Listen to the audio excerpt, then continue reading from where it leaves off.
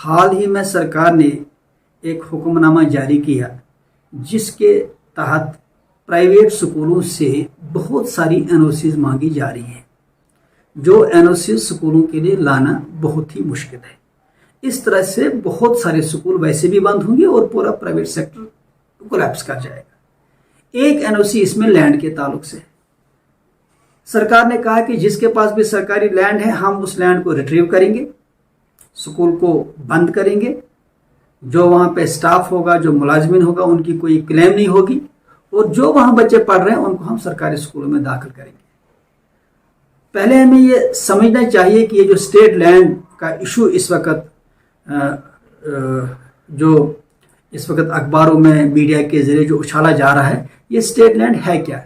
ये basically community land है, लोगों की लैंड है, पब्लिक लैंड है। ये किसी की जागीर नहीं है, किसी की जाती ज़मीन नहीं है, न ये सरकारी स्तर पे देखेंगे न किसी ऑफिसर की जाती ज़मीन है। ये कम्युनिटी लैंड है और कम्युनिटी के यूज़ के लिए ही है, चाहे शामिलात हो, काश्तराई हो या स्टेट लैंड हो। ये सीधी सी बात है, कम्युनिटी लैंड है और कम्युनिटी का यह हक है कि वो इस लैंड के लिए किस इस्तेमाल में लाए। अब जो स्कूल इस लैंड पे, इस सरकारी लैंड पे हैं, वो कम्युनिटी बेस्ड स्कूल्स हैं जिनको ट्रस्ट चलाते हैं, अवकाफ कमेटीज चलाती हैं, महला कमेटीज चलाती हैं, या जिनको जो विलेज कमेटीज हैं, पंचायत हैं, इस किस्म के जो बहुत सारे जो कमेटीज हैं या फलाही इदारे हैं, इन स्कूलों को चला रहे हैं। ये स्कूल आमतौर पे नॉन प्रॉफिट बुनियादों पे चलते हैं। इनकी फीस वैसे भी बहुत सारी कम है, 100, 150, 200, 400, 500, 700, और इनमें वो गरीब बच्चे, वो यतीम बच्चे, वो नादार बच्चे पढ़ते हैं जो किसी कारण सरकारी स्कूलों में नहीं जा पा रहे हैं।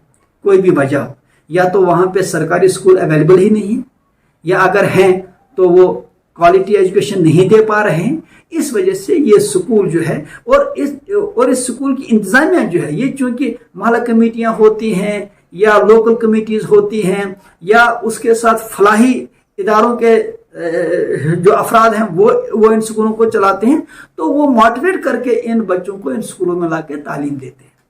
अब जब आप इन स्कूलों को बंद कर रहे हैं तो यहाँ एक सवाल उठता है, वो ये है कि ऑलरेडी इस स्टेट लैंड पे मकान भी हैं, कॉमर्शियल एस्टेब्लिशमेंट्स भी हैं, होटल्स हैं, दुकानें हैं, और यहाँ ही नहीं है, पूरे देश में देख लीजिए सरकारी लैंड पे बहुत सारे इदारे कायम।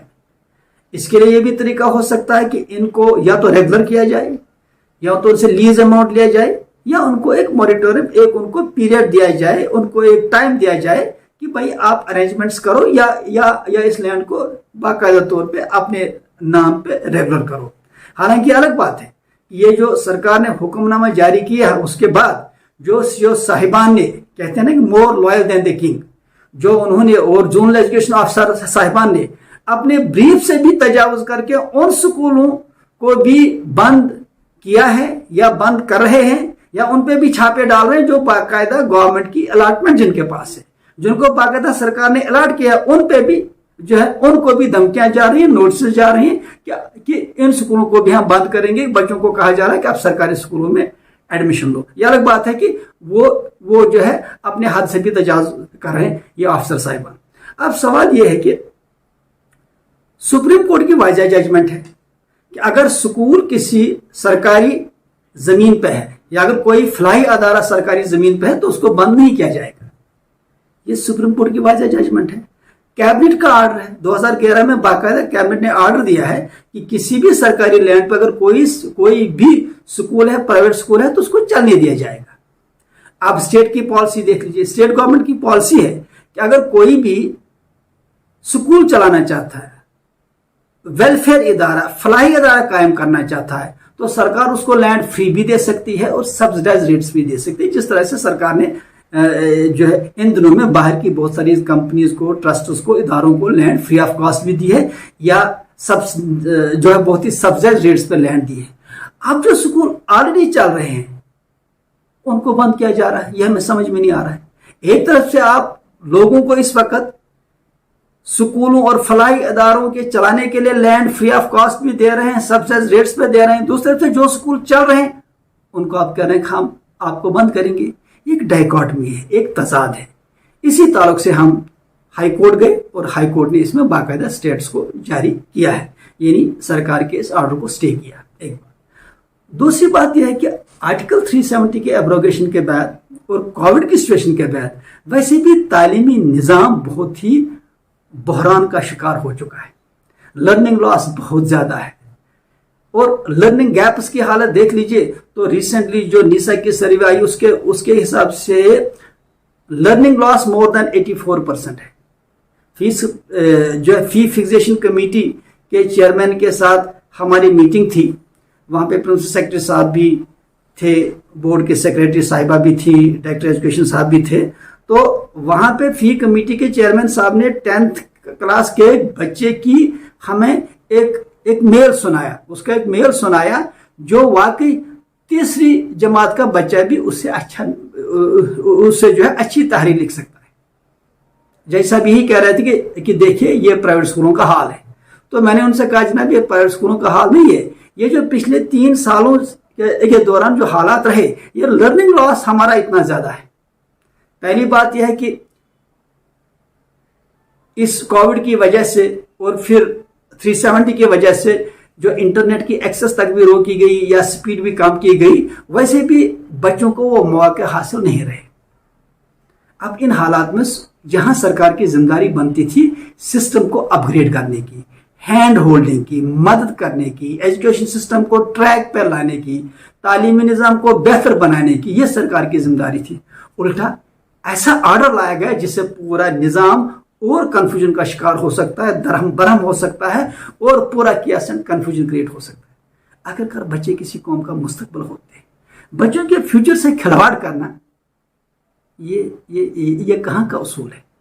बच्चे का ये हक है, उसका एक कॉन्स्टिट्यूशनल राइट है, फंडामेंटल राइट है। आर्टिकल 14 की बात कीजिए, आर्टिकल 21 की बात कीजिए, राइट टू एजुकेशन एक्ट की बात कीजिए। ये बच्चे की मर्जी है वो किस स्कूल में जाना चाहे, सरकारी स्कूल में जाना चाहता है या प्राइवेट स्कूल में जाना चाहता है। बच्चे से आप उसका हक छीन रहे हैं, आप बच्चे को रोक रहे हैं, उसका हक उससे बाकायदा छीन रहे हैं कि आप इस स्कूल में नहीं, इस स्कूल में जाओ, हम इस स्कूल को बंद कर रहे हैं, आपको लाजमन आप इस स्कूल में जाना है। ये चाइल्ड राइट्स के खिलाफ है, फंडामेंटल राइट्स के खिलाफ है। और यहां पे मैं ये भी कहना चाहूंगा कि मान के चलिए आर्गुमेंट के तौर पे अगर यही एक बच्चा किसी बड़े ब्यूरोक्रेट साहब का हो, किसी एडवाइजर साहब का हो, मिनिस्टर साहब का हो, क्या वो अपने बच्चे को कहेगा कि किसी कारण ये स्कूल में बंद कर रहा हूं, अब आपको सरकारी स्कूल में पढ़ना है? आखिरकार इन गरीब बच्चों के साथ नाइंसाफी क्यों? देखिए तालीम एक गैर सियासी चीज है। हम बार बार कहते हैं कि तालीम एक यूनिवर्सल, एक ह्यूमन डेवलपमेंट, एक ऐसी चीज है जिसमें कोई सियासत होनी नहीं चाहिए। Education should be always politics neutral, क्योंकि एजुकेशन का ताल्लुक इंसान की तामीर से है, सोसाइटी की तामीर से है, मुल्क की तामीर से है, दुनिया की तामीर से है। तो जरूरत है कि तालीम को उसी एंगल से लिया जाए, उसको एक यूनिवर्सल आउटलुक से लिया जाए, उसको एक नेशनल आउटलुक से जो लिया जाए। उसको हम किसी और एंगल से नहीं देख सकते, एडमिनिस्ट्रेटिव एंगल से नहीं देख सकते। इसी वजह से ये जो रिसेंट अमेंडमेंट आई है, मैं मानता हूं कि सरकार ने ये जो फैसला लिया है जरूर कोई ना कोई गलतफहमी है। या तो सरकार को मिसलीड किया गया है, या तो सरकार के पास डेटाज नहीं है, या तो पॉलिटिकल रिप्रेजेंटेशन ना होने की वजह से सरकार के पास ग्राउंड सिचुएशन की पूरी इंफॉर्मेशन नहीं है।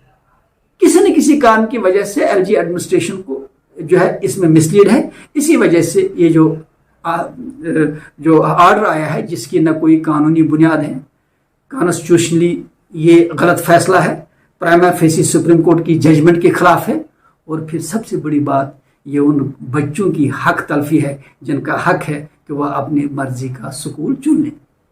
इसी वजह से आज जो ये हाई कोर्ट का फैसला आ गया, लेकिन उसके साथ हम सरकार से राब्ता बनाने की कोशिश कर रहे हैं, सरकारी अफसरान से मिल रहे हैं। इनको हम फीडबैक देना चाहेंगे कि देखिए इस ऑर्डर से कितना नुकसान हो सकता है। हमें यकीन है कि हमारी गुजारिश सरकार सुन लेगी, हमसे इंसाफ होगा, वो अपने फैसले को बदल देंगे, उसको रिविजिट करेंगे, रिकंसिडर करेंगे।